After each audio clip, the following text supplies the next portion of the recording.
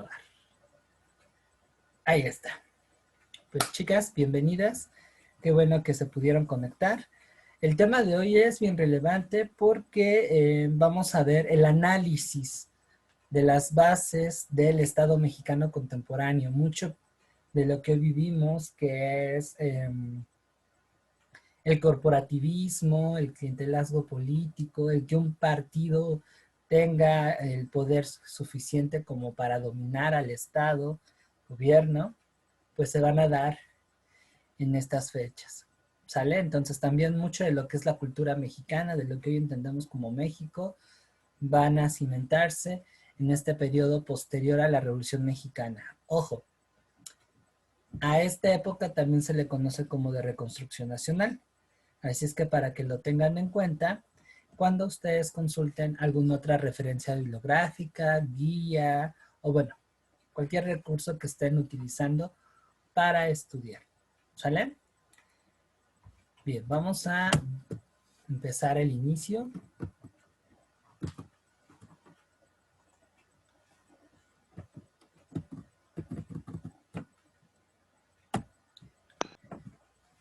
Como les decía, pues este periodo que va de 1920 a 1934 va a ser un periodo de grandes transformaciones. Cabe señalar que en la primera época, y eso lo vamos a ver un poquito más a detalle, aquí a quien le gusta la política le va a encantar este contenido, pues va a ser un periodo en el que políticamente van a gobernar los caudillos. Es decir, aquellos personajes que tuvieron relevancia durante la Revolución Mexicana y que quedaron en la facción ganadora. ¿Sale? ¿Alguien recuerda qué facción al final triunfó en la Revolución Mexicana? Recuerden que en su última etapa prácticamente era un todos contra todos. ¿Qué facción de la Revolución Mexicana va a triunfar?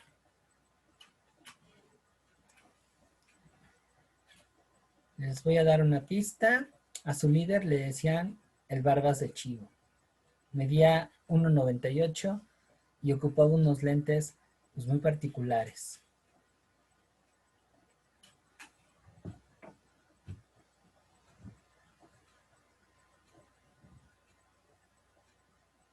¿Madero? No, además Madero no ocupaba lentes.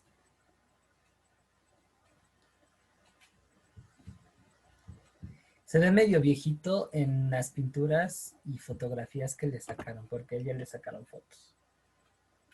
Venustiano Carranza, Venustiano exactamente. Carranza. Exactamente, Venustiano Carranza. Y El Venustiano del billete de Carranza, 500. exactamente. ¿De 500? ¿A poco ya está en el de 500? Bueno, ¿no? el viejo, ¿no? No, el del viejito es Diego Rivera. Bueno, entonces dos antes. Ah, sí, si te refieres al de los 70, 60, 70, sí. Sí, porque dije, no, en el de 500, pues primero fue Zaragoza, que me gustaba mucho ese billete. Después lo sustituyeron por Diego y Frida. Ah, pues vamos a hablar un poquito de Diego y Frida. Y ya ahorita me parece que es el Beni. Toda una historia de superación personal de Benito Juárez, ¿eh?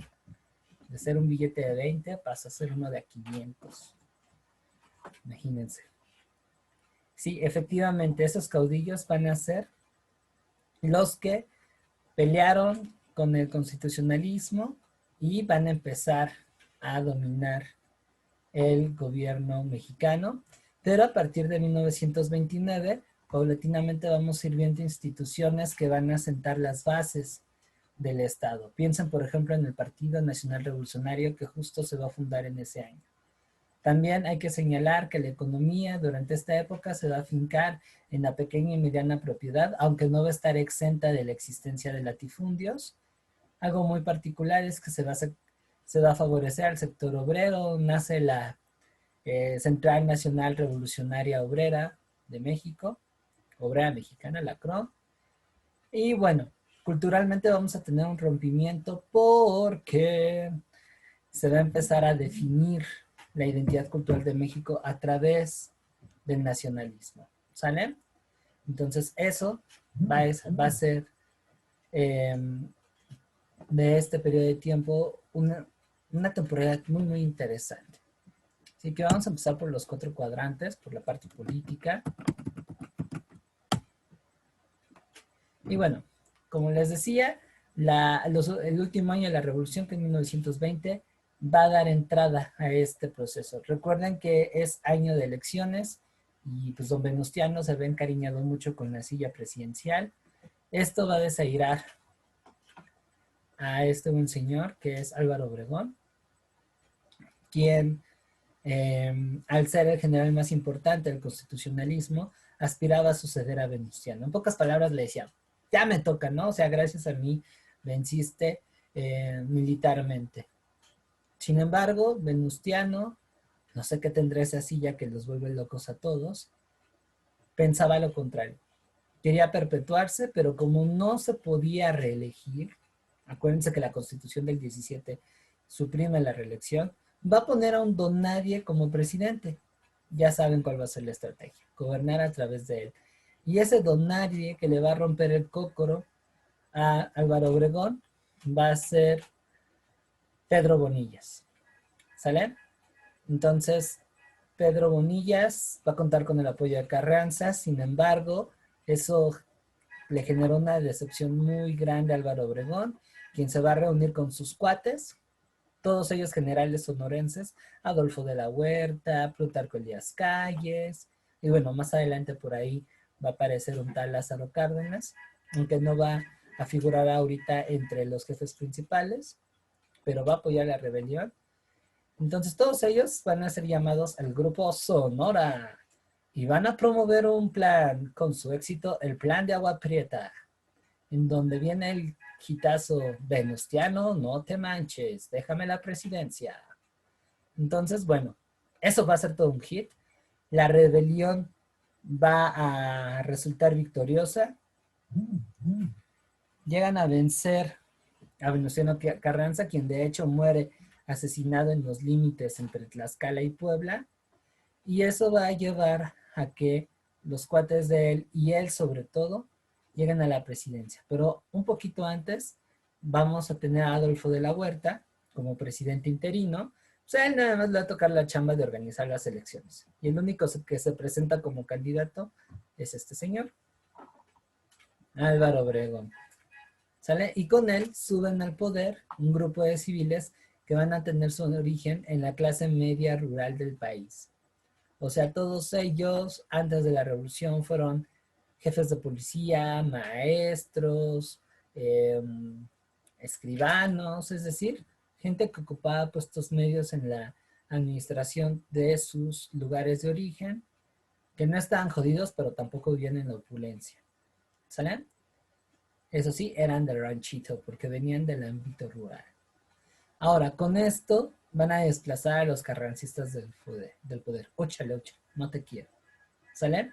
Algo muy interesante que se va a dar con Obregón es que va a incluir a otras fuerzas políticas.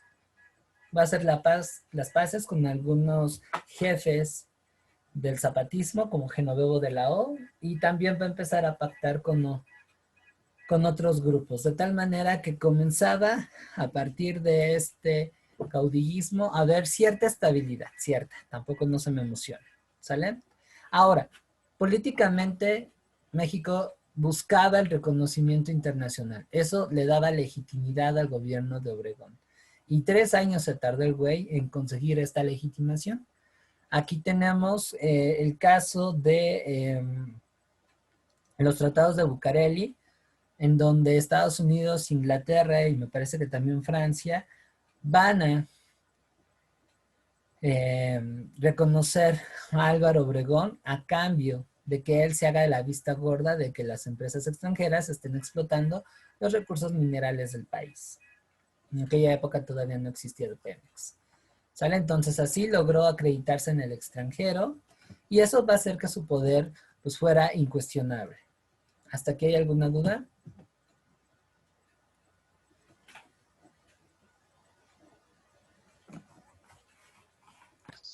No, ningún. Perfecto. Gracias. Las demás, Pao, Irma, Suri. No, ninguna, profe. Perfecto. Bueno, aquí también una característica muy importante es que el sistema político mexicano no tiene delimitado su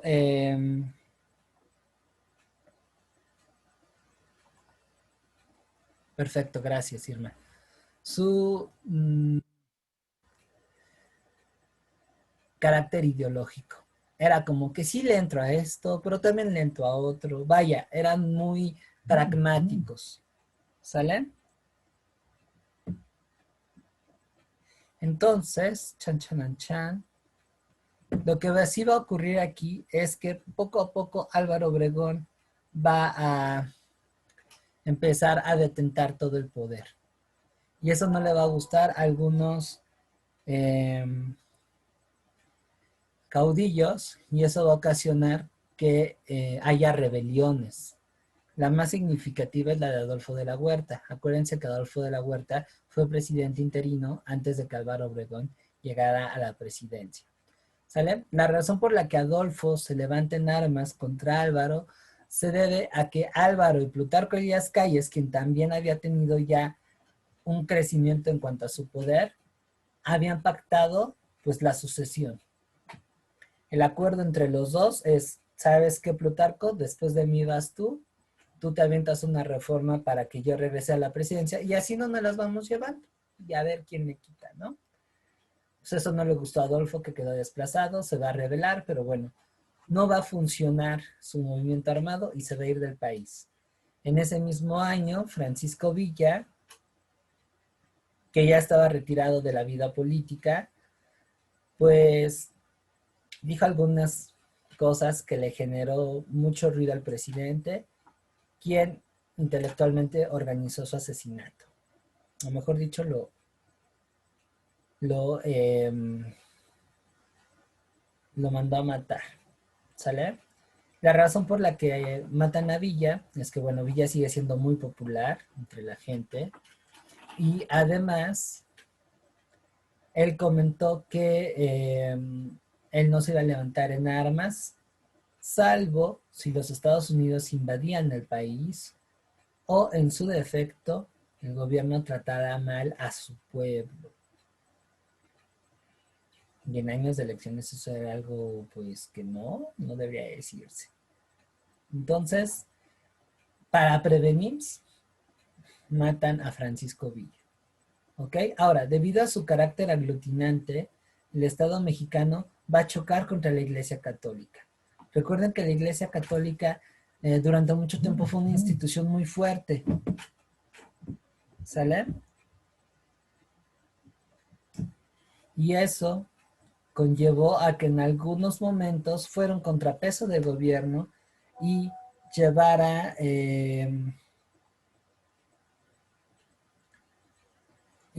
a la inestabilidad. ¿Sale? Entonces, para evitar que eso volviera a suceder, y recuerden que aquí tenemos un estado pues bastante controlador, muy de esos papás tradicionales de ¿dónde vas? ¿Con quién vienes? Pues eso no le va a gustar a la Iglesia Católica y le va a aplicar de forma radical la Constitución de 1917, quien por cierto es bastante dura con esa institución. No permiten que, por ejemplo, los curas participen en la política ni voten. Van a ser muy restrictivos con los curas de origen extranjero. No se permitían hacer tantas peregrinaciones.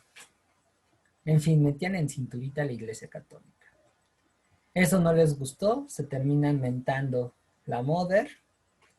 Y a la intolerancia religiosa del gobierno hacia la Iglesia Católica se va a sumar la falta de reparto agrario.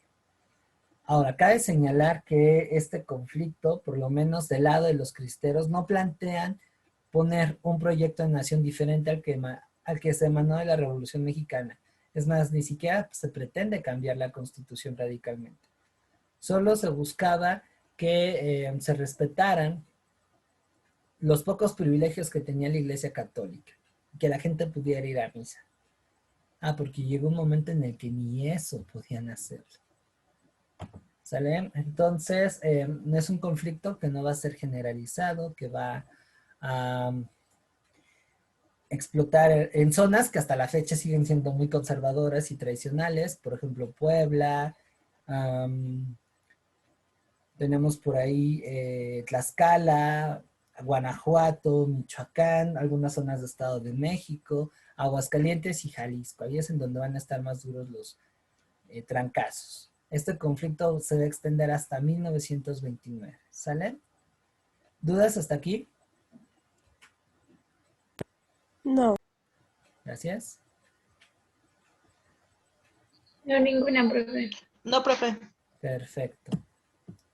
Entonces, bueno, mientras estaban dando de balazos por Cristo, que no, que el gobierno, tal.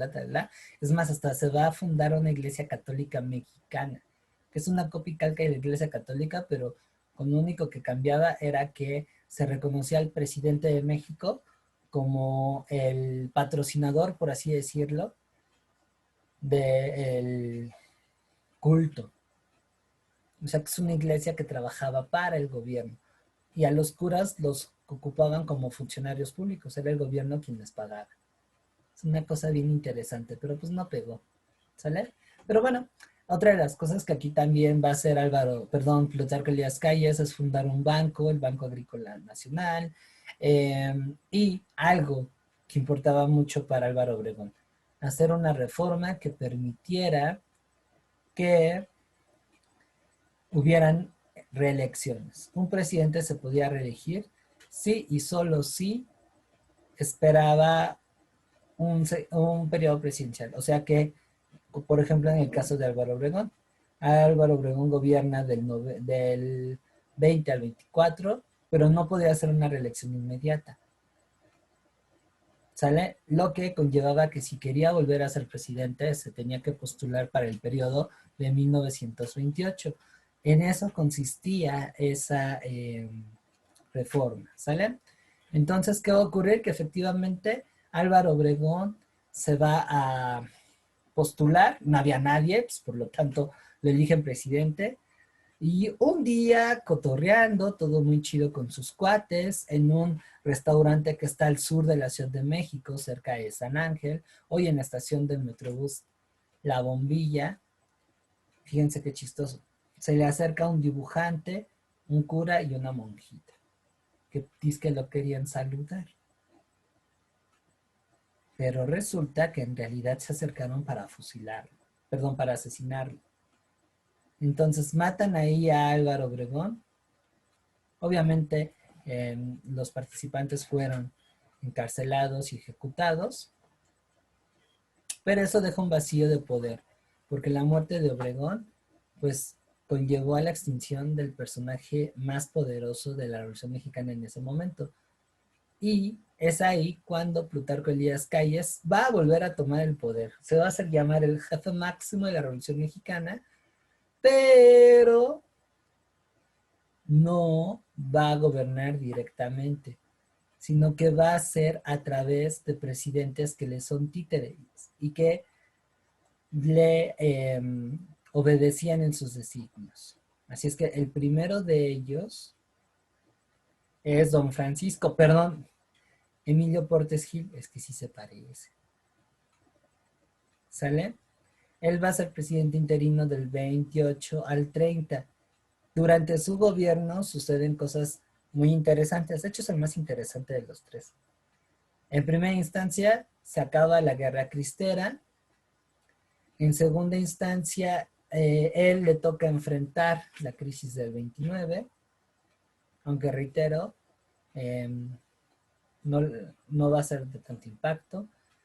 Tenemos después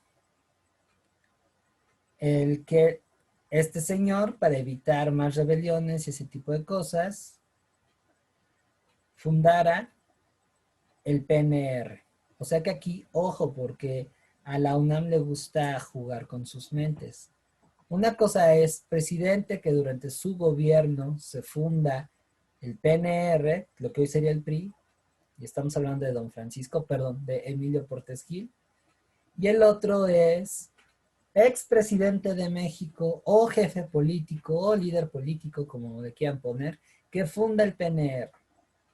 Ante eso, es este señor. ¿Sale? ¿Dudas hasta aquí?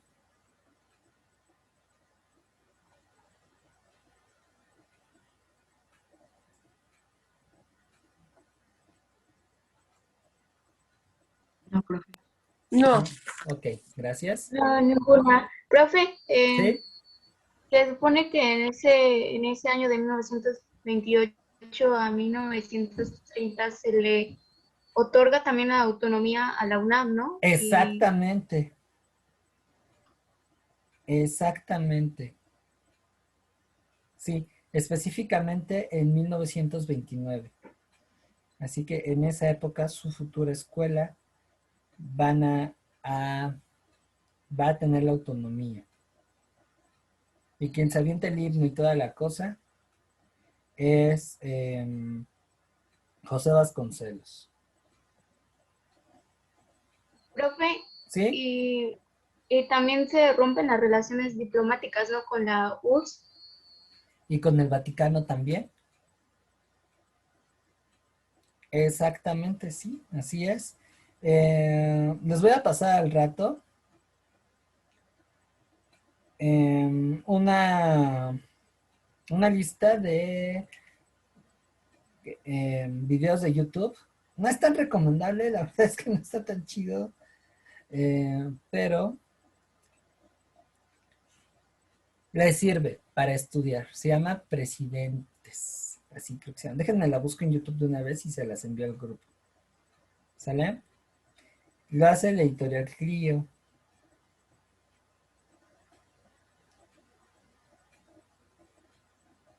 Son videos cortitos de 10 minutos. Son como 22. No es el mejor recurso, pero sí les va a ayudar bastantito a que estudien esta parte. Sale, ya está. Si tienen dudas y profundizan un poquito más, eso les va a ayudar. Creo que viene desde justo Plutarco Elías Calles hasta creo que Enrique Peña Nieto, no, así son como 22. ¿Sale? Bueno, ya que acaba este cotorreo, Emilio Portes Gil organiza las elecciones y se enfrentan José Vasconcelos y Pascual Ortiz Rubio. Obviamente, Pascual Ortiz Rubio era la mascota de Plutarco Elías Calles y por lo tanto era el que iba a ganar. Como supuestamente le hacen un fraude a José Vasconcelos se va muy digno del país y sintiéndose Madero, va a publicar una proclama para que el pueblo de México se levante en manos en contra del tirano y que cuando el movimiento resulte victorioso, él va a regresar muy noblemente al país para gobernarlo. No lo hace antes porque él piensa que su sangre es más preciada que la otra, que la de los demás. Entonces, obviamente nadie le hizo caso, se murieron de la risa y este señor queda como gobernante. Lo que va a suceder con Pascual Ortiz Rubio es que se va a favorecer a los obreros. La Croma aquí ya tiene un poder muy, muy grueso. Está como su líder principal, un tal Luis Morones, que además era medio matón. Y lo destacable de este señor que es muy gris, es un cuate sin chiste, es más, tadeanlo. No da gracia, no llama la atención, es muy... Pero bueno, hay cosas importantes como la ley del salario mínimo y que va a llevar al nacionalismo a niveles extraordinarios. Una de las puntadas que se llega a aventar este güey y que hace que Plutarco Elías Calles diga, oye, no manches, bájale tantito, ¿no? Es que él determina que por ser extranjeras esas fiestas se suprimían el Día de Reyes y Santa Claus. Se les notificaba a esos señores que el país ya no era de su jurisdicción, que ahora quienes iban a repartirle juguetes a los niños era Quetzalcóatl. Y entonces la carta ya, en ese año ya no se la hicieron a los reyes, sino a Quetzalcóatl. Y este güey era tan nacionalista que lo que va a hacer es que va a inflar así una pirámide, de esas que luego les gustan poner en el centro, así. Va a hacer bajar a un güey bien trabajado, se me hace que era Chinampero, Trajinera, Xochimilco, acá morenazo, pero con esos músculos bien formados, vestida de Quetzalcóatl, lo van a hacer sentar en un trono de piedra, bien prehispánico el asunto, no sé, yo sentiría un poquito de frío, y va a escuchar los deseos de los niños, como lo hacen en Santa Claus y los Reyes en los centros comerciales. También va a prohibir la rosca de Reyes por ser española. Ni siquiera, cierto, ni es española. Va a promover los tamales. Y ya no es niño Dios, ya es huesito. Entonces, este cuate, un presidente un tanto ridículo, que al final tuvo broncas con Plutarco Elías Calles y por eso se fue, porque ya no aguantó el bullying que le hacían. Y ya decía en su cara, perdón, miren, él es el presidente, pero el que gobierna es el que vive ahí enfrente. Sí, se pasaron de lanzas.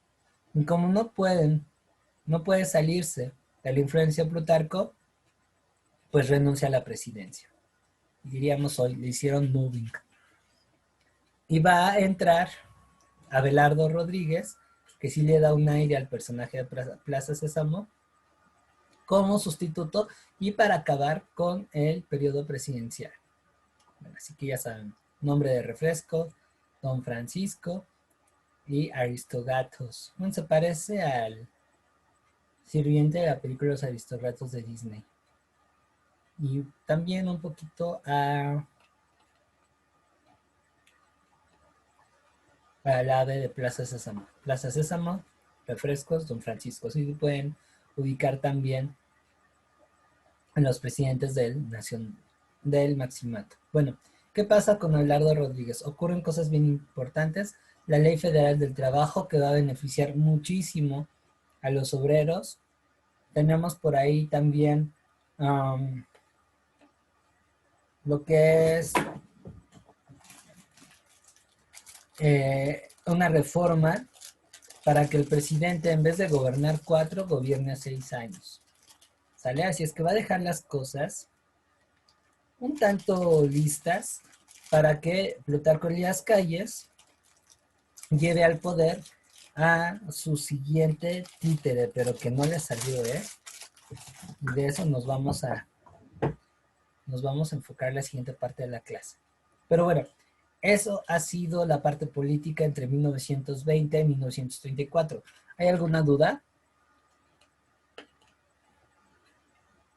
No. No, Gracias, profe. Mar. Sí, yo sí tengo una duda, profe. Venga. Profe, ¿qué es la doctrina Estrada? Porque según tenía entendido yo que Pascual Ortiz Rubio se había dado, pero la verdad nunca entendí muy bien a qué se refería. ¿Fue con Pascual Ortiz Rubio o no fue ya con Cárdenas? Pues eso a mí me habían dicho, tal vez yo me equivoqué. Déjame corroboro eso. Sí, por favor, gracias. ¿Sale? Porque si es lo que creo que es, tengo entendido que es con Cárdenas, pero ahorita lo corroboro. Sí, gracias.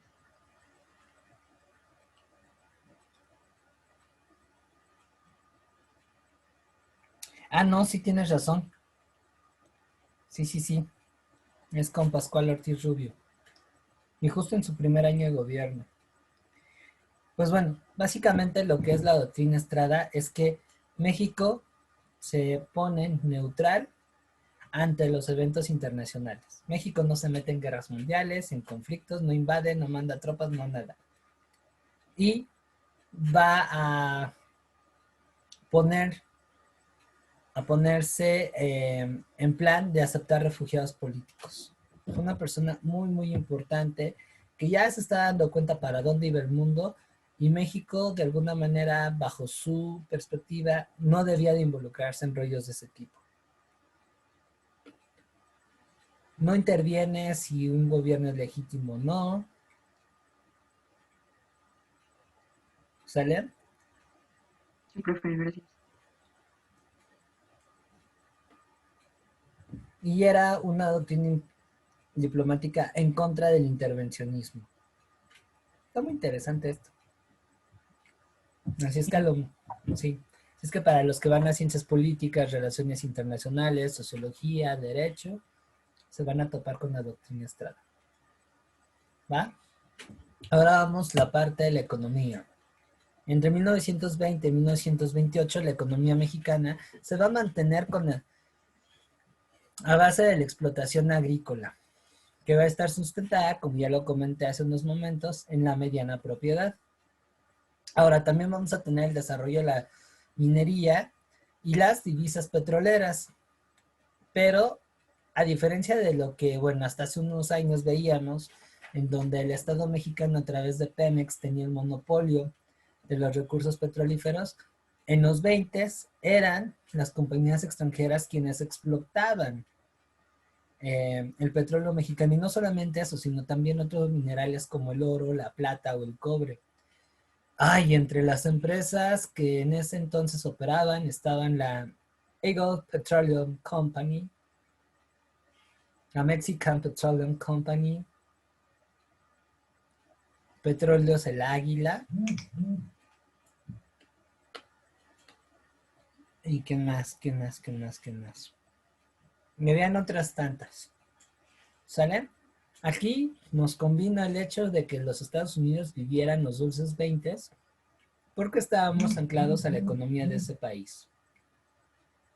Ahora, en el plan agrícola, Calle se va a poner chido y va a fundar el Banco Agrícola y el Banco de México, nuestro querido Banamex, que bueno, ahora ya es un banco con capital privado.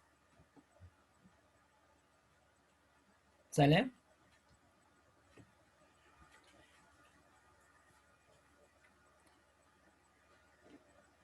¿Dudas hasta aquí? No. No, profe. Bueno, eso en cuanto a la economía. Así es que industrialización, pues no hubo mucho. Gracias. Ahora vámonos con los aspectos sociales. ¿Qué va a ocurrir aquí? Bueno, durante este periodo, la clase obrera se va a ver parcialmente favorecida. No les va a ir tan mal. Se va a crear la CROM, que va a aglutinar a todos los sindicatos de la industria mexicana, pero esta organización va a quedar supeditada a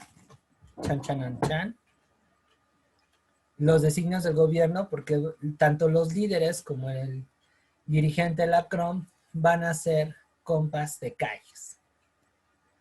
O sea que aquí se desarrolla algo que va a consolidarse con Cárdenas y que va a ser un referendo durante la parte del México contemporáneo, y es el corporativismo. Aglutinar a los diferentes sectores sociales en organizaciones que estuvieran conectadas con el gobierno, específicamente con el PRI.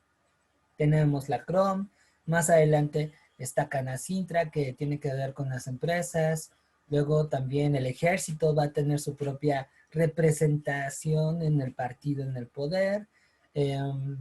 Más adelante con Cárdenas se funda la Central Nacional Campesina, en fin, un montón. ¿Sale? Lo cual implica que México va a transitar hacia una dependencia política hacia el Estado, y que si estos sectores sociales quieren conseguir concesiones, tendrían que ser a través de estas jugarretas. Así que el corporativismo va a ir de la mano de otro elemento muy importante que hasta la fecha se mantiene entre la política mexicana, que es el clientelazgo político. Estos pactos por debajo del agua. O sea, quieres que tu colonia, bueno, eso ya es a futuro, ¿no? Quieres que tu colonia tenga concreto, pues tú me tienes que marchar a favor de mi candidato tal día. ¿Quieres que te metamos la luz? Vota por el PRI. O sea, desde aquí se crean esas dos condicionantes. Tenemos la ley de la jornada laboral de 8 horas, lo que ya les había comentado, la ley federal de trabajo y la ley del salario mínimo. ¿Va? Y los campesinos, bien, gracias. No van a haber repartos agrarios de importancia, salvo en ciertas regiones donde los gobernadores pues eran bastante radicales y muy izquierdosos. El caso más emblemático, el de Salvador Alvarado en Yucatán, incluso llega a fundar un partido, el Partido Socialista del Sureste, y Tomás Garrido en Tabasco, que le decían el anticuras, porque le daba por destruir iglesias católicas y perseguir sacerdotes. En cuanto era bien anticlerical. ¿Sale? En el plano de lo cultural, tenemos la expansión del sistema educativo mexicano a través de la creación de la Secretaría de Educación Pública, con este señor, José Vasconcelos. ¿Sale? También aquí las directrices culturales van a tener el influjo del Ateneo de la Juventud. El Ateneo de la Juventud va a ser un grupo de intelectuales que van a tener gran influencia para el país.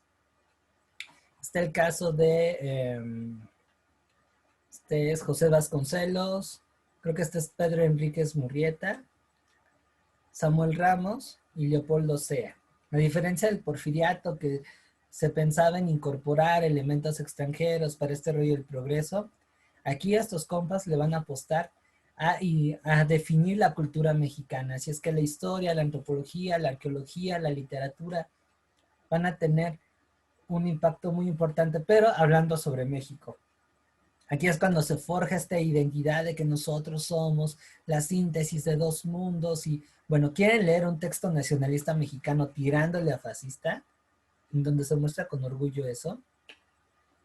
Léanse el Ulises Criollo de José Vasconcelos. ¿Sale? Ahora, como todo proyecto de nación viene acompañado de un influjo cultural e ideológico que lo sustenta, estamos ante un problema. Todavía mucha gente no sabe leer ni escribir. La SEP anda chambeando en eso. De hecho, por eso se funda la Secretaría de Educación Pública, para darle un empuje a la alfabetización del país. De hecho, es uno de los momentos más bonitos de la historia de la educación en México, porque se intenta educar a la sociedad, sobre todo al campo. Esa promesa de la revolución sí se atendió en estos momentos. Pero como todavía el alfabetismo no es algo generalizado, el mexicano también aprende a través de imágenes. Entonces se impulsa a una corriente que se conoce como muralismo mexicano. Ahí tienen a figuras como Diego Rivera, Frida Kahlo, David Alfaro Siqueiros, el doctor Atl, Rufino Tamayo, José Luis Cuevas, José Clemente Orozco, que van a tener como principales temáticas la formación del pueblo mexicano. O sea, que a través de sus pinturas exalta lo azteca, este pueblo idealizado que pelea en independencia. Si en algún momento tienen chance de ir a los edificios de la SEP, ahí todavía hay murales, creo que fue Diego Rivera el que los pintó, que cuentan este drama histórico. Esa narrativa pretendía también ser una herramienta de impulso de esa ideología y también de alfabetización. ¿Sale? Por ejemplo, ese proceso es algo que también se va a complementar con el cine. Ahora, entre los aspectos culturales, hay chicas que no, bueno, están rompiéndola, como dirían los españoles, en esto. Tina Modotti en la fotografía, y uno de los personajes más emblemáticos que desafortunadamente tenía el vicio de tener relaciones tóxicas. Pero era una mujer con una belleza muy emblemática, aunque no me gusten sus fotos donde aparece con su corte de Playmobil. La verdad es que no. Pero era una gran dibujante, era poeta y además una de las primeras modelos eróticas del país. O sea, era una mujer que en su momento estaba orgullosa de expresar su sexualidad. Imagínense ante la sociedad de la época tan tradicional, como bueno, desafortunadamente todavía hoy lo somos, aunque ya no tanto, ya por lo menos hay playboys, aunque bueno, el mejor material en cuanto a desnudo y erotismo a través del arte. Bueno, no, el problema de ahora es que somos bien ambiguos. Pero ahí, no, o sea, ¿cómo una mujer va a ser dibujada desnuda? ¿Cómo una mujer va a expresar su sexualidad de una manera tan libre? Esta señora de quien les hablo es esta Carmen Mondragón, alias Olina Will, musa y pareja de Dr. Adl, un señor que creo que le lleva 25 años, y que tuvieron una relación sentimental en donde ambos fueron muy fructíferos artísticamente, pero emocionalmente, híjole, eran tóxicos a más no poder, se daban con todo. Y no fue el único caso de parejas así. Pero bueno, está Olina Will, que a mi gusto es la figura más interesante de este periodo. Luego tenemos el caso también de pues, Frida Kahlo, que también ahí anda. No sé si ya les comenté, pero ahí también está Tina Modotti. En la poesía creo que ya aparece ahí Rosarios Castellanos, aunque no estoy muy seguro, eso es algo que les voy a corroborar más adelante. Pero vaya, también las chicas aquí tienen presencia, saben qué onda. ¿Sale? Creo que eso es algo que se debe recuperar. Y también pasamos a lo que es la propagación de la novela costumbrista y de la revolución. Están la novela Los de Abajo de Mariana Suela, la poesía de Amado Nervo, de Salvador Díaz Mirón, del papá de Octavio Paz, que no era tan bueno, era mejor su hijo, pero su hijo me cae mal. Ramón López Velarde también, creo que es de esta época. ¿Quién más? Ah, bueno, José Rubén Romero, que es autor de uno de mis libros favoritos, La vida inútil de Pito Pérez. Se los recomiendo. Es de esos textos que te enamoran y que no paras de leer y releer. Te divierte mucho, pero también te da unas santas lecciones que te quedas de... Y me agrada mucho esa novela porque, además de su carácter costumbrista, humaniza a los personajes. Si en algún momento tiene que ver con rollos ahí medio sexuales o de picaresca, Rubén Romero tenía la pluma, tenía el talento para desarrollarlos bien y una pulcritud que te quedas de, güey, no manches, qué chido. Además es bastante divertida. Las aventuras de La vida inútil de Pito Pérez son muy, muy divertidas. Ha sido llevada al cine. Tintán hizo una versión de ese libro. Otra me parece que salió con el inmortal Ignacio López Tarso. Pero bueno, es un texto que les recomiendo que lo lean, es bastante divertido. Se mueven de la risa, les dan crisis existenciales. Podría decirse que se conecta un poco con el Quijote y con Lazarillo de Tormes, ¿no? Es de las obras más padres que yo recupero de la literatura mexicana. ¿Sale? Y que bueno, trata ahí de la revolución. También hay mucha novela histórica. Está Martín Luis Guzmán, Fernando del Paso con Noticias del Imperio. O sea, hay mucha tela de donde cortar para quien le guste la literatura. ¿Dudas con el México postrevolucionario? No, profe. ¿No? Bueno. No. Okay, gracias. Profe, Sí, adelante, adelante. se supone que, bueno, yo tenía entendido por lo que había leído, era que en ese tiempo Estados Unidos no reconocía el gobierno de Obregón, ¿no? Sí lo termina reconociendo hasta 1923, con estas negociaciones de los tratados de Bucareli. Ah, bueno, gracias. ¿De nada? Bien. Entonces, si no hay más dudas, nos vamos con el cardenismo. No, este también es un temazo. Bueno, el cardenismo va a representar una etapa en donde Cárdenas, que trae otra línea política diferente a la de Calles, se plantea suprimir de forma completa el caudillismo en México para ahora sí reafirmar un estado de carácter corporativista, populista, es decir, un estado que de alguna manera va a atender las causas populares, pero que, bueno, hay algunos bemoles aquí, y es estarán fijados en un solo partido. En pocas palabras, lo que va a hacer Cárdenas políticamente es apoyar un gobierno estable a partir de instituciones, no ya de intereses personales, que es lo que de alguna forma impulsaba el caudillismo. Así es que aquí, bajita la mano, el cuate tenía que aventarse un tiro con... Les voy a presumir mi playera de Pluturia. Es una onda muy buena. Se va a aventar un tiro muy bueno con Plutarco Elías Calles. Y no es un tiro cualquiera. Como se habrán dado cuenta, Plutarco era un as de la política, una persona que tenía una mentalidad de un análisis y sabía qué onda. O sea, era un chingón. Pero para tumbarlo tenías que ser chingón y medio. Y eso es lo que de alguna forma va a hacer Cárdenas. No soy muy fan de tops y esas cosas, pero sí me parece que en la historia de México tenemos 4 sujetos que políticamente eran unos cabrones. Unos güeyes que se las sabían de todas a todas. Yo creo que en primer lugar pongo a Lázaro Cárdenas, y ahorita vamos a ver por qué. En segundo lugar, Porfirio Díaz.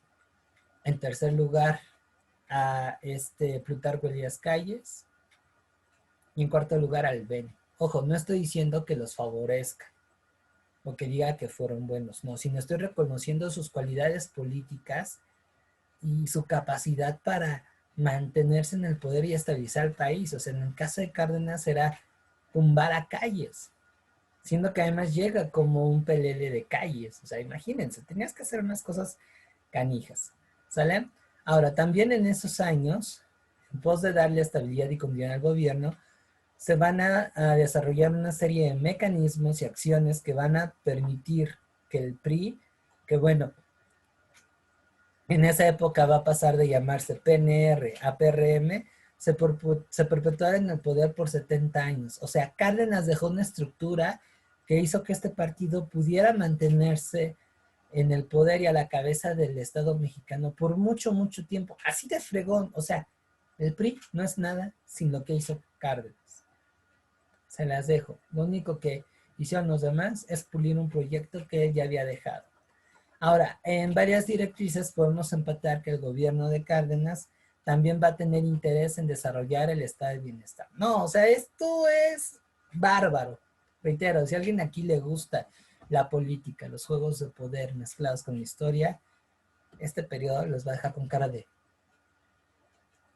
En serio, les va a emocionar. Vámonos con la parte de los aspectos políticos. Vamos a dividir en 2 periodos al gobierno de Cárdenas. Uno que va de 1934 a 1936 y el otro que va del 36 al 40. La primera etapa del gobierno de Cárdenas se va a destacar por ser una persona que va a estar bajita la mano, moviendo sus piezas políticas para tronarse a Calles. Les digo, Juego de Tronos, mis polainas. Esta parte de la historia de México está bien chida. ¿Cómo le va a hacer? Pues bueno, va a mantener la faceta de sí, Calles, lo que tú quieras. Pero bajita la mano, va a empezar a mover a todos estos alfileres que sustentan el régimen de Calles. Va a quitar militares, va a quitar líderes sindicales y va a tejer alianzas con otros sectores que quedaron marginados. Por ejemplo, un gran atino que tiene Cárdenas es darle una identidad política al campesinado. Eso implicaba darle voz, cosa que no tenían. Y ese fue el objetivo de la Central Nacional Campesina.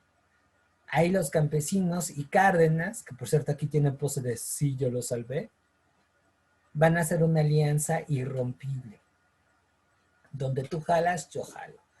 Y eso potencializó mucho la autoridad del presidente. Otra cosa que va a hacer, y yo creo que ahí fue el golpe letal a la influencia de Calles, refundir la CRO en la CTM. Quitó a Luis Morones, que era la mano derecha de Calles, y puso a un tal Vicente Lombardo Toledano como líder de la CTM. ¿Salen? Ya cuando eso hace, por motivos hay una discurrencia con la Iglesia Católica, en donde Calles pues tuvo que intervenir según esto para meter a su chamaco, porque así le decía. En orden, cuando Calles reacciona, se percata que Cárdenas sí había hecho todo lo necesario para neutralizarlo políticamente. Y Cárdenas le dijo, te me vas del país. Calles, al no tener ningún tipo de apoyo, no le quedó más remedio que exiliarse en los Estados Unidos. Les digo, o sea, ahí, a ver, ¿quién? ¿Qué es lo que nos está diciendo con esto? Que con Cárdenas, una de sus características más importantes es reforzar el presidencialismo. Me refiero al presidencialismo a esta época en donde el presidente era la pieza clave del Estado mexicano. Y ese era el pacto para mantener al Estado estable, valga la redundancia. Que el presidente sea el mandamás por 6 años, sea prácticamente una autoridad absoluta, pero honorablemente después de esos 6 años se retira de la vida pública. Ese es, digamos, el pacto que tiene Cárdenas, que hace Cárdenas, y que se mantuvo con todos los presidentes. Si ustedes ven el poder que tenía el presidente de México desde el mismo Cárdenas hasta, yo creo que con Miguel de la no, con José Luis López Portillo, porque con Miguel de la Madrid ya la figura del presidente se va haciendo cada vez más chiquita. Pero por lo menos hasta el 82 era mi cuadro, no hago bromas de él, ¿no?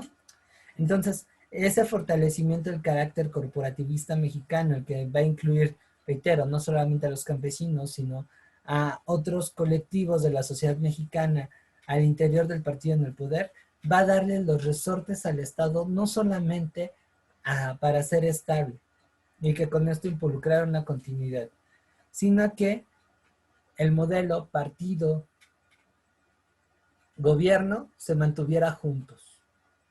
Y es lo que vamos a ver el próximo miércoles concluyendo la clase. Siempre, siempre, siempre, siempre, siempre, siempre, siempre, siempre, siempre, siempre. ¿Sale? Entonces, una manera de expresar que el presidente tiene poder es la transformación del Partido Nacional Revolucionario, el PNR, en Partido de la Revolución Mexicana. ¿Sale? Otra de las cosas que va a hacer Cárdenas para darle cierta estabilidad al país es elegir a su sucesor.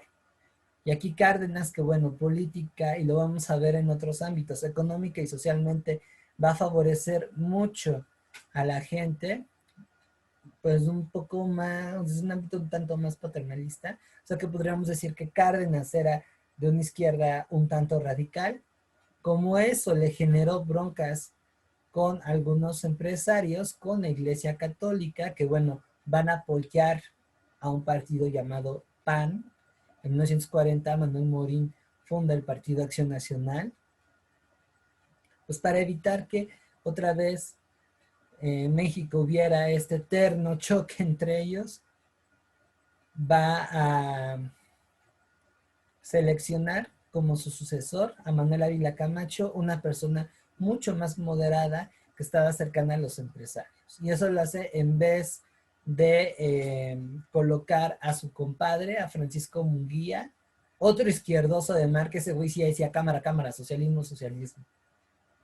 Cárdenas, aunque aprecia mucho a su compadre, de que eso podría no darle una estabilidad al país, y le dijo, no, compadre, pues como que ya hicimos lo nuestro, hay que dejar a que los moderados incluso echen para atrás lo que habíamos puesto, pero en un sentido de dar estabilidad. O sea, les digo, y le salió, o sea, la estabilidad, el desarrollo económico que tiene México, el avance social, sí, mucho tiene que ver después de la Segunda Guerra Mundial y todo este proceso de industrialización, pero eso nada fue posible sin lo que hizo Cárdenas en su periodo presidencial. O sea, este güey sí se puso a chambear como no tiene ni idea. Ahora, tienen sus bemoles. El hecho de que el Estado fuera corporativista, el que se sustentara en un solo partido, pues dio pie a que México no desarrollara instituciones y bases para una democracia real. Y hasta la fecha, no hay una democracia real en el país. Hay poderes de facto que son los que de alguna forma mueven los hilos de nuestra nación. Por eso piensen así, van a votar este 6 de junio. Pero, eso reitero, lo tenemos en Cárdenas. ¿Sale? Así es que esa es una crítica muy fuerte que se le hace a este señor. Que sí genera estabilidad, sí genera un modelo que después va a florecer como Margarita, pero sacrificando el desarrollo democrático de México. Y desafortunadamente con el paso del tiempo la sociedad mexicana, salvo en algunos episodios, no tiene participación política. Es como un chispazo de que prende, de que intenta aprender, pero no pasa de ahí. Quizá ahí lo más significativo que medio empieza a encender la llama de que las personas puedan participar es con el 68. Pero eso lo vamos a ver el próximo miércoles. ¿Sale? ¿Dudas respecto al ámbito político de Cárdenas? No, profe. No. ¿No? Bueno, entonces aquí nos vamos ahora con economía. Cárdenas se distingue por impulsar el mayor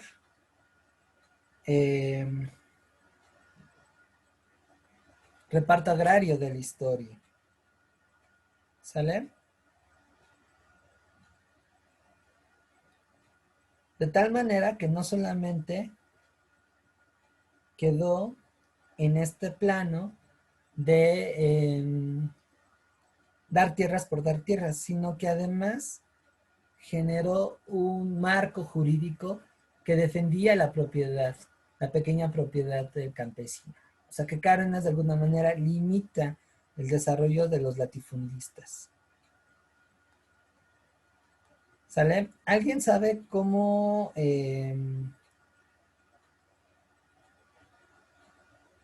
se maneja un ejido? ¿En qué consiste? ¿En qué características tiene? Yo no, profe. No, tengo por aquí gente de provincia.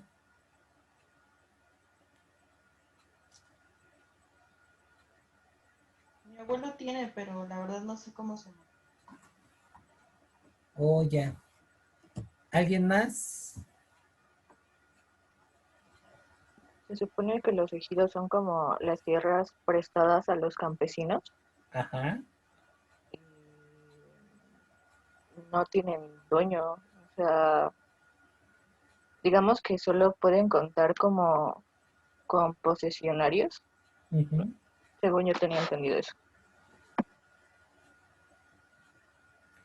Va más o menos por ahí. Va más o menos por ahí. Bien, ahí les va.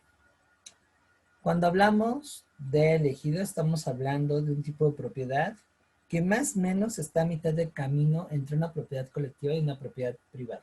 Voy aterrizando las cosas. El gobierno, durante la época de Cárdenas, va a decir que las tierras aledañas a los pueblos, forman parte de, o mejor dicho, son propiedad del pueblo. Y esas parcelas, o mejor dicho, esos terrenos, literal, se van a dividir entre el número de familias originarias del poblado. Por eso, por ejemplo, en Ciudad de México, cuando crece la urbanización y llega migración a pueblos que en antaño, o bueno, a lugares que en antaño eran rurales y que tenían este tipo de propiedad como Coajimalpa, la parte alta de Álvaro Obregón, Tlalpan, Xochimilco, Tláhuac, Iztapalapa, Milpalta, sobre todo en Milpalta, pues hubieron choques, ¿no? Eso ya lo voy a ir tocando en la última clase.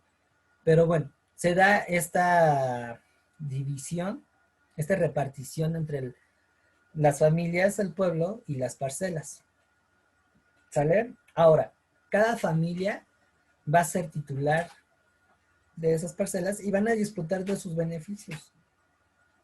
Y van a pasarla de generación en generación. Pero no tienen la potestad de venderlas a terceros, a no ser que el consejo ejidal y el comisario del ejido estén de acuerdo.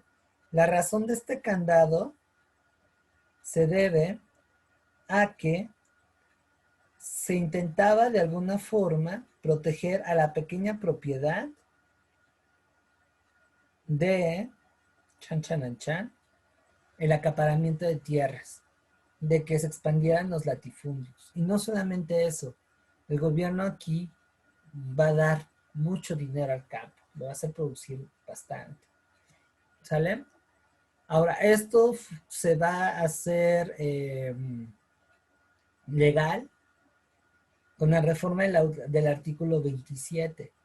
Esa es una de las reformas más importantes del periodo de Cárdenas. ¿Sale? ¿Dudas hasta aquí? No. No, profe. Ok. Siguiendo con esto, Cárdenas también va a andar nacionalizando. Él está de acuerdo en que sea el Estado el que comience a gestionar el rollo de la economía. ¿Sale? Y eso implicaba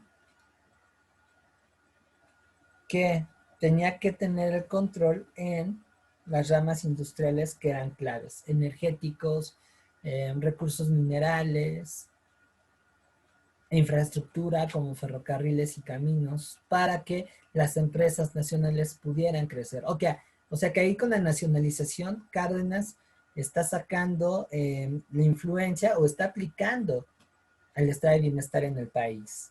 Entre los rubros que va a expropiar y nacionalizar Cárdenas y van a quedar como parte del Estado, van a ser nada más y nada menos que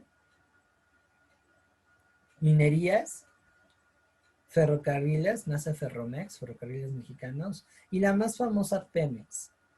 La expropiación petrolera va a darse como consecuencia de un conflicto empleado, trabajador-patrón. O sea, todo comenzó cuando las empresas extranjeras le pagaban más a los técnicos extranjeros que a los obreros mexicanos.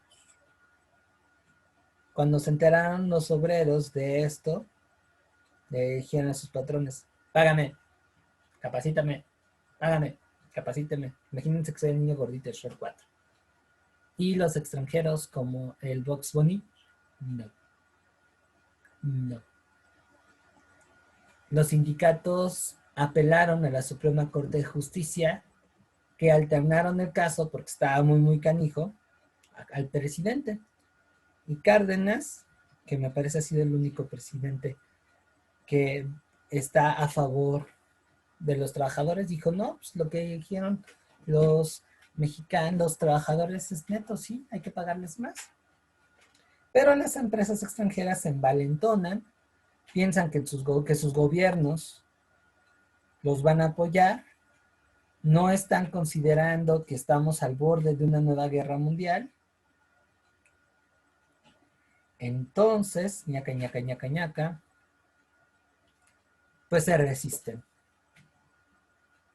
El presidente les manda un ultimátum. Si de aquí a tal fecha ustedes no regulan los contratos y no hacen caso de lo que dijo la Suprema Corte y la orden presidencial, que ya es del presidente, entonces se me van a ir mucho a freír espárragos y los vamos a expropiar. Ojo, no les van a quitar sus empresas, el gobierno va a pagar una indemnización, pero eso ya no va a ser de ellos.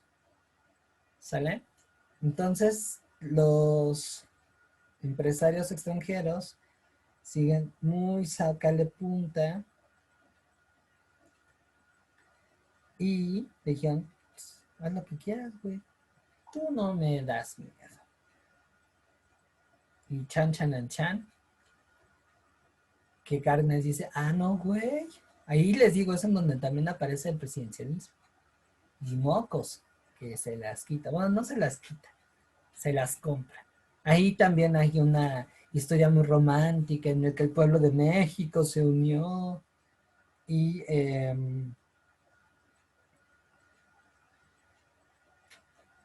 pagaban desde una gallinita a la gente pobre hasta que las ricachonas ahí dejaban sus collares de perlas en apoyo al gobierno. No fue tan así. Eso ya es muy exagerado, demasiado romántico. Sin embargo, subieron acciones de respaldo ante el Estado y lo más importante, el Estado se lo chingó. Y con eso se creó Petróleos Mexicanos. También un signo muy importante dentro de los parámetros económicos en el cardenismo es el apoyo a la pequeña propiedad. ¿Sale? Él no quería acaparadores. ¿Dudas hasta aquí? No, profe. ¿No? Creo que no. Vientos. Entonces vamos a otra parte que me gusta mucho, que es lo social. Cárdenas se ganó el cócoro haciendo una fuerte campaña educativa. Si hay algo que pudiera estar a la altura de lo que hizo Vasconcelos, que me cae mal, pero sí le reconozco que se la rifó por la educación en México, que bueno, veamos qué educación, va a ser Cárdenas con la reforma a su artículo 3, que va a dar pie a lo que se denominó como educación socialista. Ojo, no estamos hablando que sea una educación como las que llegaba a plantear Marx y Engels, ¿no? No, un socialismo a la mexicana. Pero lo interesante de esto es que Cárdenas planteaba que la educación, al ser uno de los derechos sociales más sagrados, según sus palabras, era el Estado quien debía estar obligado a proporcionar. Y fíjense, qué interesante, él planteaba que la educación debía ser obligatoria desde el kinder hasta secundaria. Que bueno, en un principio no fue así, tardó bastantito. Planteaba también que el hombre explotara todas sus capacidades, entonces tenía que saber trabajar, literal, que agarrara algún oficio, pero también a que cultivara la mente. Ahí mucho tiene que ver dos personas que lo orientaron en ese rubro, que también fueron educadores de primera línea, Nicolás Fasols y Moisés Sáenz, figuras que también fueron importantes para el desarrollo del Politécnico. Así es que también el rollo de lo científico fue un rubro que definió la educación socialista. Y además, lo que a mí me encantó es que decía, el mexicano no tiene que pagar por educación. Así es que la educación privada no va. Ha sido el único gobierno que a través de reforzar la calidad educativa ha combatido a la educación privada. No solamente fueron a abrir centros escolares, como hoy se llega a hacer muy a lo estúpido, sino tener un plan de acción de, a ver, necesitamos atacar esta necesidad sobres. Tráete maestros, tráete administradores, algo bien aterrizado, que además generara calidad educativa, que bueno, no me gusta mucho ocupar esa palabra. No una educación a medio hacer como la que tenemos ahora. Y que además se formatea cada vez que hay un nuevo gobierno. Reitero, uno de los paradigmas de Cárdenas es la continuidad, es la estabilidad. Entonces necesitamos hacer las cosas bien. Y obviamente eso le pegó a la Iglesia Católica porque era una educación que tenía que estar exenta de dogmas. Cárdenas veía que mucha de la miseria del pueblo mexicano era porque era demasiado conservador, muy moralino, muy tradicionalista. Y dice, sí están chidas las tradiciones, pero no tenemos que tener la mente cerrada. Por eso la ciencia también fue importante en la educación socialista. Y obviamente dentro de estas campañas A quien le va a perjudicar es a la iglesia.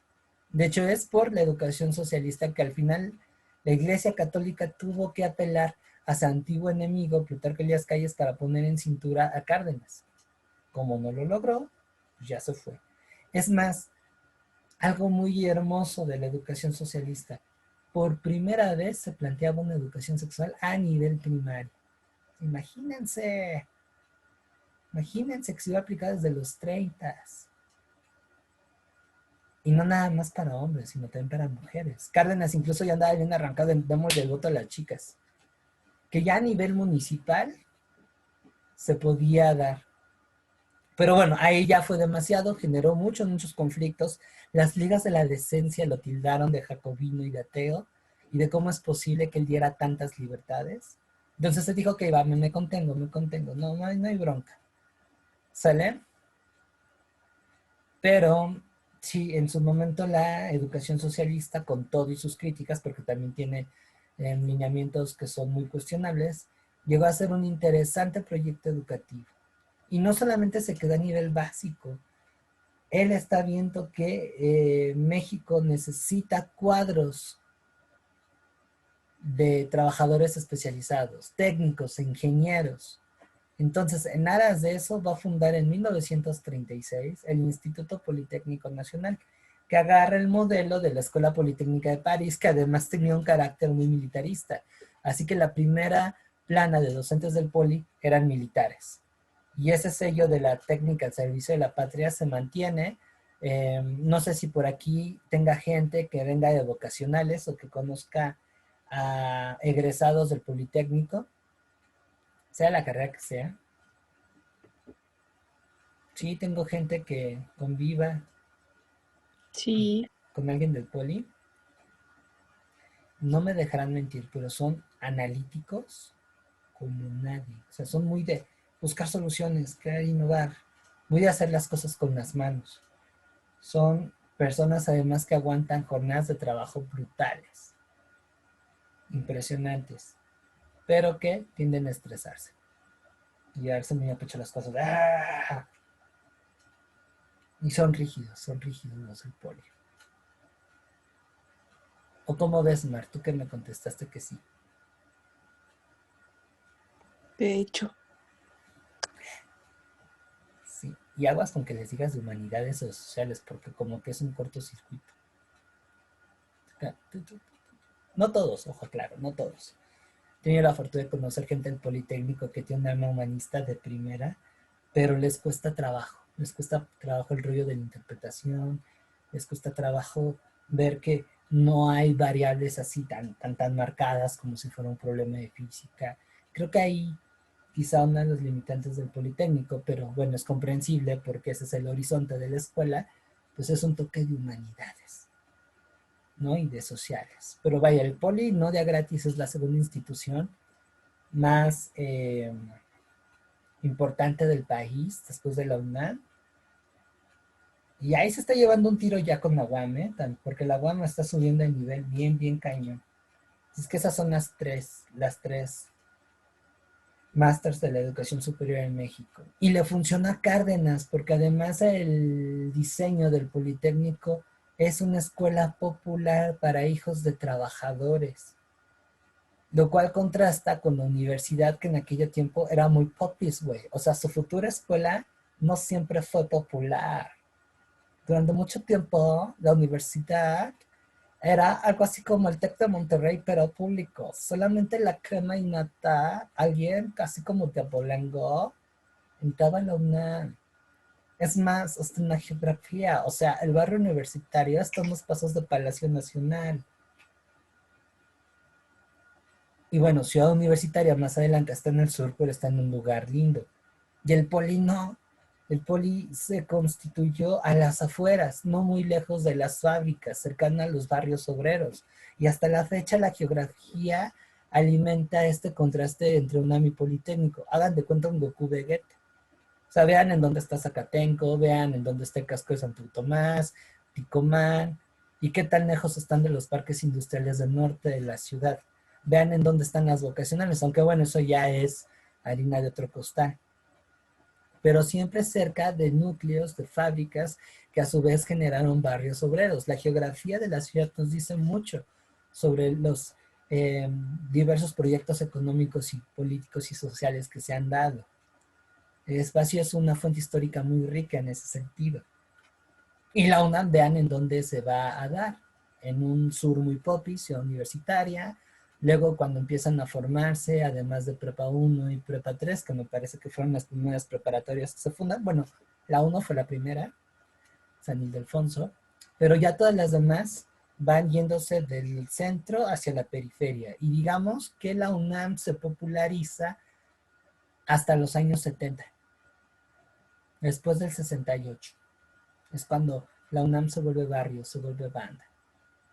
Un poquito antes, no, y eso lo pueden ver en las películas mexicanas. Hay una en donde sale Julio Alemán, en donde incluso aluden a los Pumas, y se nota, o sea, parece una universidad gringa. Eso habla de a qué grupo social está proyectada la UNAM. Y el Poli no, el Poli siempre fue hacia la gente del Poli, y eso es algo muy, muy, muy interesante. Ahora, en 1938, Lázaro Cárdenas va a fundar la Escuela Nacional de Antropología e Historia, mi alma mater. Les he de comentar que la ENA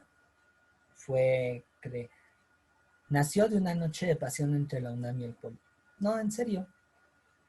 Porque el Poli tenía en el departamento de biología la carrera de antropología y la UNAM la de historia. Entonces, cuando se crea la ENA, tanto el Poli como la UNAM ceden carreras y maestros.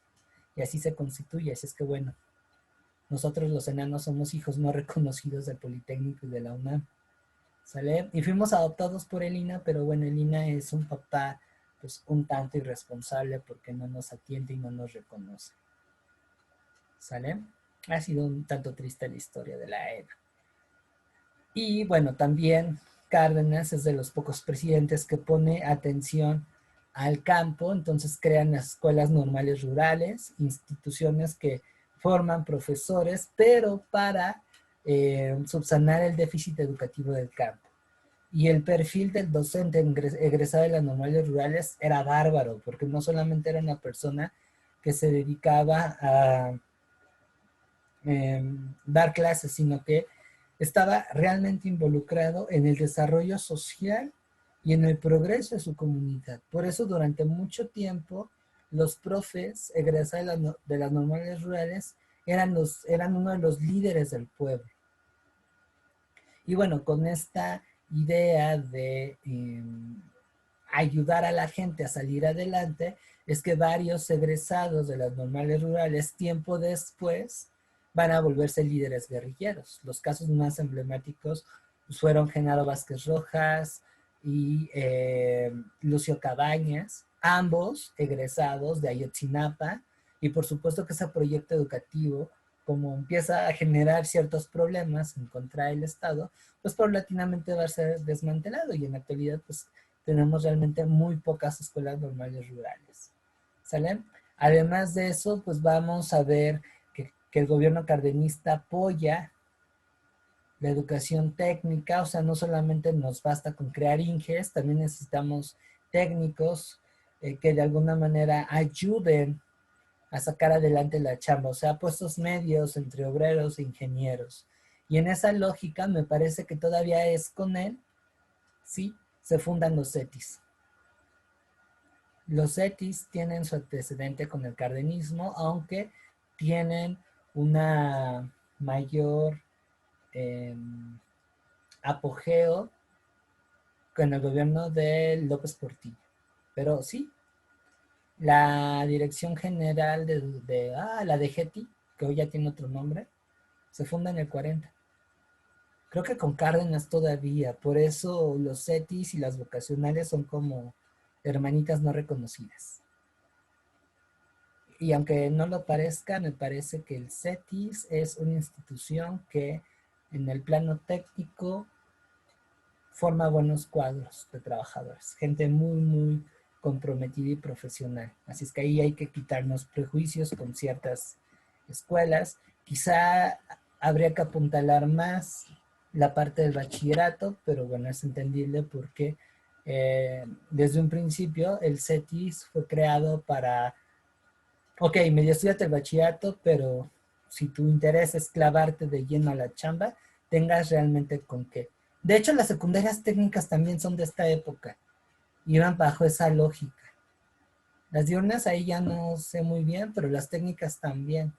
De hecho, los CETIS era algo así como una especialización de las secundarias técnicas, pero que vemos que desafortunadamente pues tampoco se ha reforzado ese modelo, ¿no? Bueno, no sé ustedes, pero yo no me acuerdo de lo que aprendí en la secundaria. Supuestamente en mi certificado de secundaria aparece como técnico en contabilidad y pregúntenme conta, la verdad es que no. Y eso que tuve una profesora muy, muy buena, que nos traía en friega, pensaba que todos íbamos a acabar de contadores. Pero no me acuerdo. Y muchos de nosotros, pues, no le aprendimos bastante a lo que vimos en el taller. Me parece que es interesante, sobre todo cómo está ahorita la vida, ese proyecto, pero que también igual ha sido descuidado, se ha marginado, y pues bueno, los talleres no aplican mucho. Pero los ETIs justo se pensaban como una continuidad de la educación que adquirías en secundaria. Y durante un momento funcionó. Hubo gente que con la secundaria y con lo que aprendieron en su tallercito se mantuvieron y llegaron a ganar buena lana. Y si egresabas de una vocacional, de un CETIS, pues bueno, ya te iba mucho mejor. Pero en esa época sí se aplicaba esta cuestión de que a mayor capital intelectual, mejores salarios y mayor poder adquisitivo. También esa es la lógica del estado de bienestar. No sé, es que se imagínense con secundaria o bachillerato, podrías ser un obrero calificado que medio te iba bien y podías mantenerte, por lo menos tú solo, de una manera decente. Ahora imagínense en esta época, finales de los 30, principios de los 40, haber egresado de una ingeniería del Poli o de una licenciatura en la UNAM. No, pues eras el millonetas de la familia. ¿Sale? Ahora, todo esto se tradujo en un crecimiento de la clase media. Les cuento un secreto. Cuando ustedes quieran ver si realmente hay un impacto de las políticas sociales en una sociedad y que se vea que se está saliendo adelante, que hay movilidad, es decir, mayores oportunidades para todos, tienen que ver a la clase media. Si la clase media se hace cada vez más grande, eso quiere decir que ese país está teniendo movilidad social y que por lo tanto las políticas públicas están funcionando. Quieren ver que un país esté de la fregada y que la desigualdad social sea cada vez más grave, vean a la clase media. Cada vez es más raquítica. Y eso, por ejemplo, es lo que está pasando en la actualidad. Hablar de clase media, híjole, ya comienza a ser un tanto peligroso. ¿Qué es la clase media, no? Pero bueno, aquí con Cárdenas se comienza a ampliar y eso es un proceso que va a tener como continuidad para el México contemporáneo.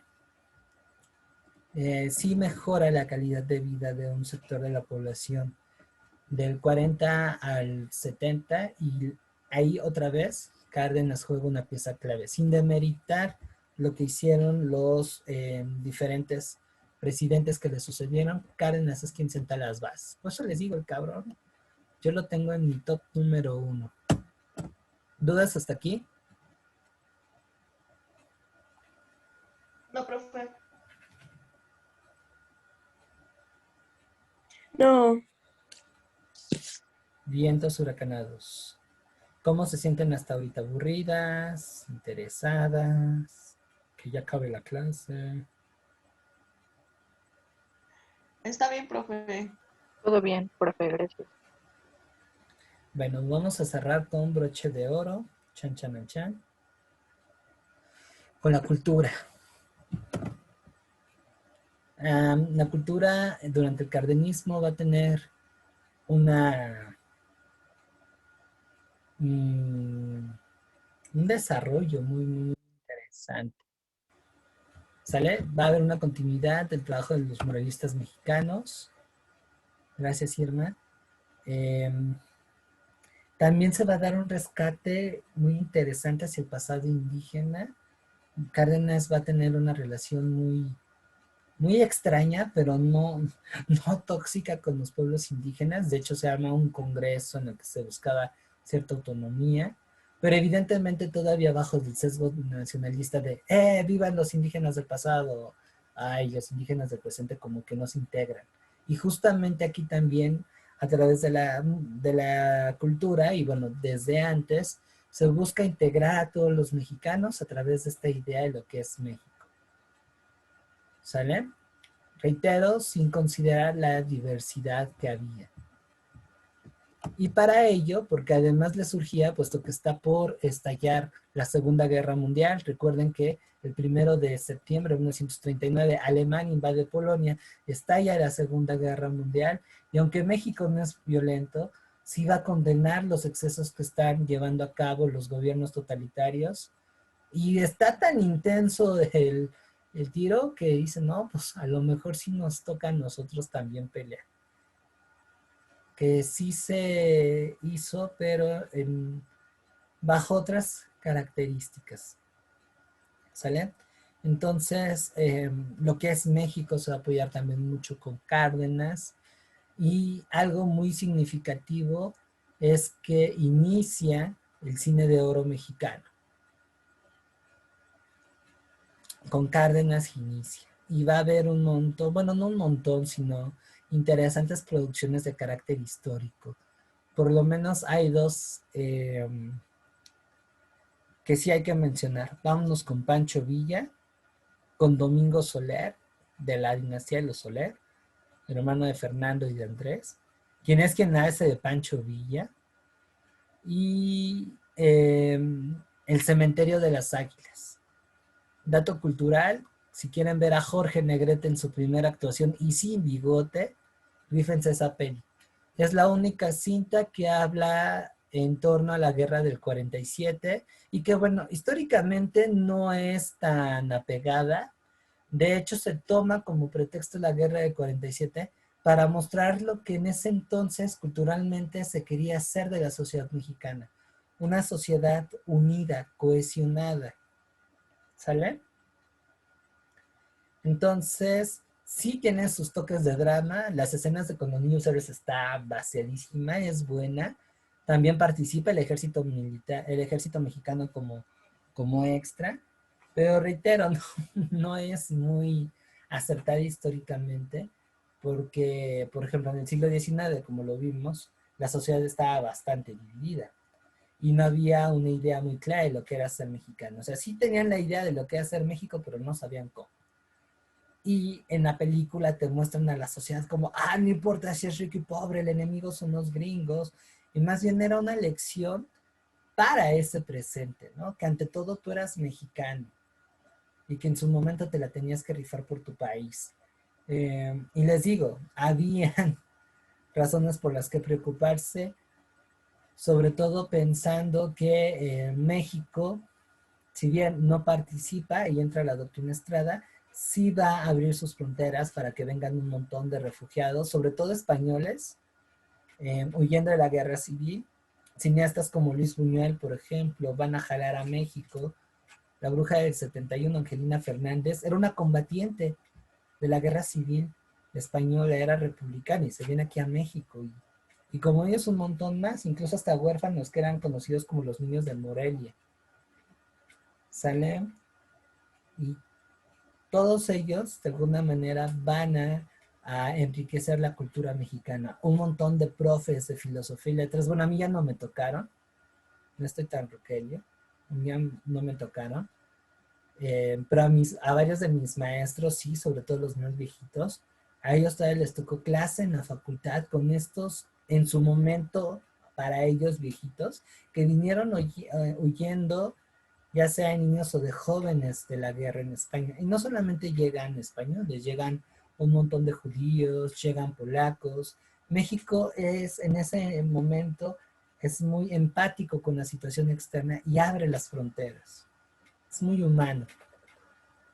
Y eso, por supuesto, que enriquece la cultura en el país.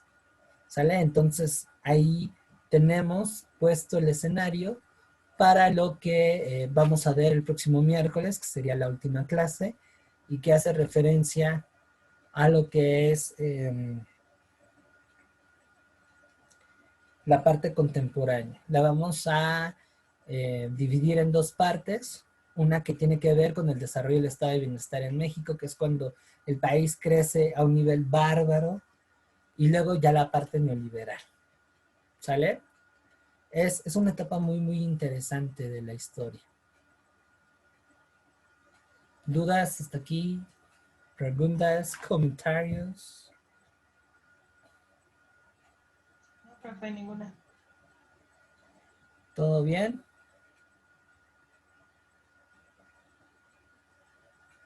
Sí, todo bien, gracias. Todo bien. Perfecto. Pues sin más, les agradezco mucho el que se hayan conectado. Nos vemos en el siguiente y último episodio de esta gran odisea que comenzó en octubre, que se llama Aprendiendo Historia desde Cero.